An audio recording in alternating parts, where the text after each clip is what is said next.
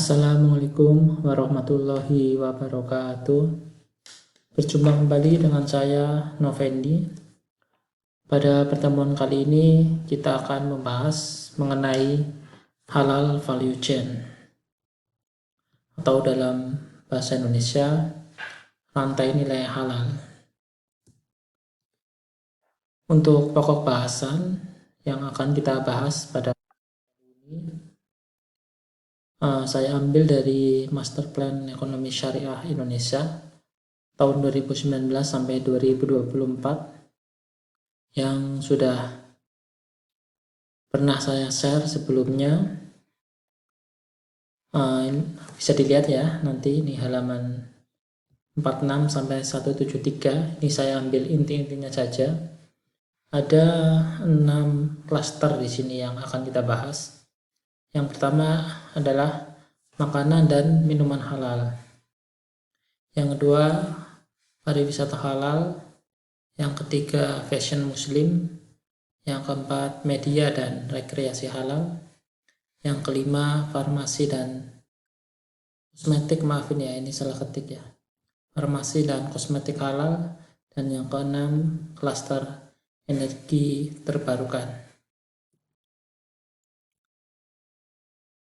Untuk yang pertama, makanan dan minuman halal. Kita tahu bahwa dua hal tersebut, yaitu makan dan minum, adalah kebutuhan dasar setiap insan. Jadi bahkan ada yang bilang hidup untuk makan gitu ya, padahal kebalik ya, harusnya makan untuk hidup gitu. Dan setiap makan itu pasti harus diakhiri dengan minum ya, karena kalau tidak nanti ya seret gitu ya. Tapi ya untuk minum yang baik saya sarankan itu tidak langsung gitu, tapi mungkin ada jeda sekitar ya 5 menit gitu ya, biar sudah dicerna dulu gitu dan baru didorong gitu. Dan bagi muslim, makanan dan minuman dan minuman halal ya, adalah keharusan, karena konsumsi keduanya menggambarkan ketaatan kepada Sang Pencipta. Jadi kita juga tidak boleh menyepelekan ketika kita sedang, kalau bisa ya pakai pakaian yang rapi. Maksud saya tidak harus pakai kemeja ya, tapi ya pakai kaos juga tidak apa-apa. Cuma jangan sampai nggak pakai baju atau cuma pakai singlet gitu kan, itu tidak menghargai. Karena pada dasarnya yang kita hargai bukan makanan itu, tapi adalah Sang Pencipta. Seperti dalam surat An-Nahl ini saya kutip, bahwa mengkonsumsi makanan dan minuman yang halal dan baik itu adalah suatu keharusan. Mengapa? Karena makanan dan minuman yang baik ataupun yang halal itu akan mempengaruhi kualitas nutrisi dan kejernihan hati yang menentukan sikap. Jadi terkadang kita sudah berniat melakukan suatu kebaikan, tapi kok kayaknya sulit sekali. Nah, barangkali kita harus koreksi makanan dan minuman yang masuk ke tubuh kita, apakah sudah halal atau belum. Karena barangkali makanan yang masuk itu tidak halal akan memperberat kita untuk melakukan ketaatan kepada Allah. Misalkan kita niat sholat subuh berjamaah, tapi kok bangunnya susah terus, karena mungkin ya kita harus koreksi juga makanan yang kita masuk. Tapi ya nggak apa-apa, kalau sudah niat itu berarti sudah ditulis sama Allah gitu ya. Tapi niat yang baik ya, kalau niat yang jahat ya jangan. Bahkan ini kalau kemarin saya dengar bukan ceramah ya, dokter itu ya, ujangan gitu ya dari dokter Tirta itu untuk COVID ini, yang penting makan yang enak gitu ya. Tapi ya harusnya jangan hanya yang enak, yang halal juga, karena itu menentukan imun ya, semakin kuat ya semakin kebal tubuh kita, insya Allah semakin terjaga, terbebas dari virus-virus. Kalau sekarang yang lagi rame ya COVID, tapi kan tidak hanya itu, sebetulnya banyak virus lain juga yang berbahaya. Ya kita jaga aja makanan dan minuman kita dari makanan dan minuman yang haram, jangan sampai masuk. Nah, untuk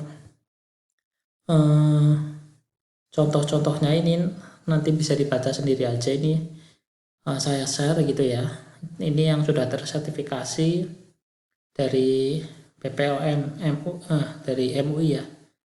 Ini ya, daftar belanja produk halal, LPPOM maksud saya. Lembaga Pengajian Pangan, Obat-obatan dan Kosmetika MUI. Ini sekitar ada 500 halaman, itu banyak sekali. Ntar bisa dilihat daftar makanan ataupun minuman yang halal yang sudah tersertifikasi. Selanjutnya, pariwisata halal. Ini sudah pernah saya sampaikan pada satu bab tersendiri gitu ya. Nah, ini saya sampaikan saja strateginya. Nah, karena banyak yang dari mahasiswa saya lihat kurang piknik gitu ya. Mohon maaf ini ya. Karena barangkali belum menerima atau belum punya wawasan yang cukup ya, bukan kurang piknik sebetulnya, kurang baca saja. Nah, nanti bisa dilihat kriteria wisata halal itu bagaimana gitu, nanti bisa dibaca aja di master plan, itu kan ada sebetulnya. Nah, ada contoh-contoh tempatnya gitu.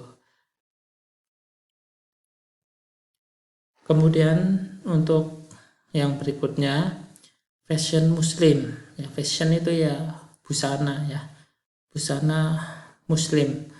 Terkadang kita salah menganggap bahwa baju koko itu ya, kadang-kadang saya dibilang ini pakai baju koko. Nah, itu bukan baju koko, ini baju saya ya, bukan bajunya koko gitu ya. Maksudnya kenapa dibilang koko itu ya, karena itu emang yang sering kita pakai kalau Idul Fitri, kalau buat sholat kan baju koko biasanya. Itu kan dari Cina gitu ya. Kalau dari Arab biasanya banyak yang pakai jubah. Kalau orang-orang Indonesia itu ya batik ya. Nah, itu kalau cowok ya. Kalau cewek ya yang penting sebenarnya utamanya adalah menutup aurat. Tapi kan sekarang pengennya tampil trendy gitu ya, akhirnya banyak model-model untuk yang perempuan terutama. Kalau saya tidak begitu tahu karena saya laki-laki.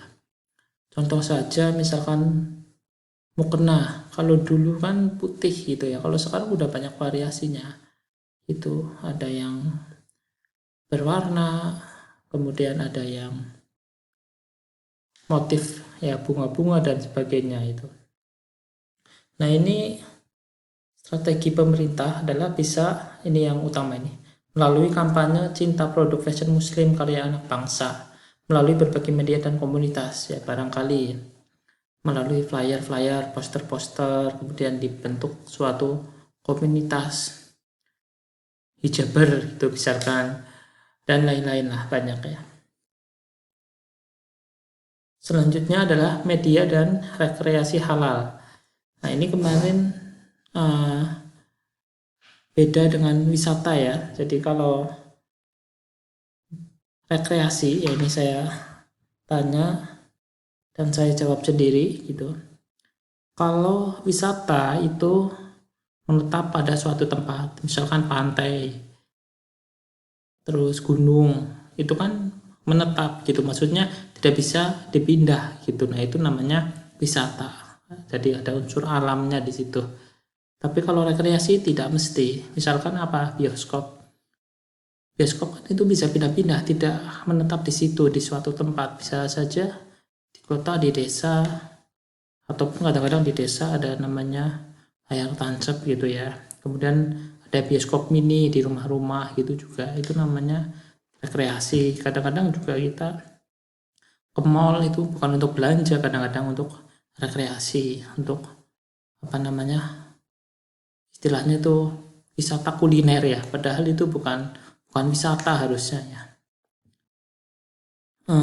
Nah, untuk media sendiri di sini banyak ya, tidak hanya media massa, kemudian ada media cetak gitu ya. Nah, di sini kita lebih saya ambil contoh dunia perfilman. Ini ada contoh film terlaris di Indonesia tahun 2007 sampai 2018. Ini kita lihat yang religi itu masih kalah gitu ya, karena dari contoh ini kita lihat yang religi cuma berapa ini ya. Ini nih contoh misalkan mayat-mayat cinta, ayat-ayat cinta.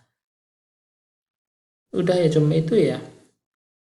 Ya mungkin Laskar Pelangi ya agak sedikit rempet gitu ya, tapi kan yang pertama justru malah komedi gitu, Warkop DKI.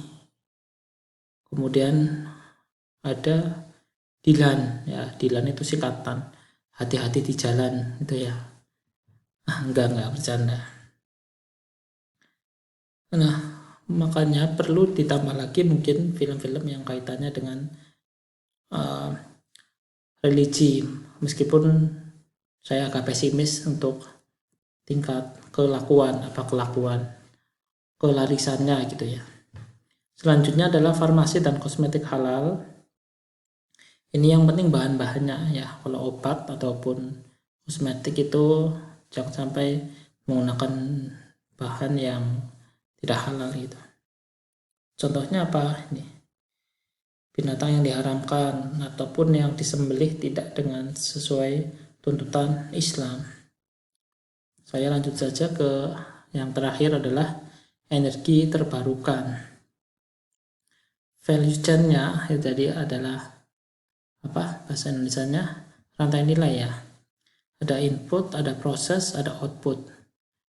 Nah, untuk input di sini untuk mendukung adanya energi terbarukan. Kenapa perlu energi terbarukan? Karena kita tahu sumber daya alam ini semakin menipis gitu ya. Contoh selain di BBM gitu ya, listrik juga ini kita juga sudah mulai banyak yang menggunakan energi cahaya gitu ya. Sehingga perlu ada terobosan, contohnya mobil hybrid itu ya, menggunakan tenaga matahari. Itu juga sudah banyak, tapi harganya masih mahal karena masih jarang, dan juga impor ya. Kalau yang buatan Indonesia saya belum tahu ya, ada nggak gitu. Mungkin kalian lebih tahu, nanti saya dikasih tahu biar saya tahu. Inputnya itu bisa diambil ya karena butuh dana yang besar ya dari pihak ketiga, yaitu giro, tabungan, deposito. Kemudian untuk prosesnya bisa melalui instrumen likuiditas, kemudian ada hedging ya, karena kalau bahan bakunya impor itu kan harus menggunakan valuta asing, dan valuta asing itu harus dilindungi nilainya. Dan sekarang juga sudah ada fatwa mengenai hedging ya, hedging syariah itu yang sudah difatwakan oleh MUI. Yang selanjutnya adalah outputnya ada ini akad-akadnya ya, mungkin tidak perlu saya jelaskan ya, karena ini ekos pasti sudah paham semua dan sudah lebih ahli dari saya. Nah, selanjutnya adalah tugas seperti biasa. Ini 2 saja ya, tidak usah banyak-banyak. Ini jawabannya semuanya ada di Master Plan Ekonomi Syariah yang pernah saya share. Dibuka lagi aja, kemudian cari jawabannya, ada di situ. Kemudian ya dijawab, ditulis di Google Form yang saya berikan. Mungkin itu saja untuk materi pada hari ini. Kurang lebihnya minta maaf. Saya doakan jadi orang sukses semua. Sekian, wassalamualaikum warahmatullahi wabarakatuh.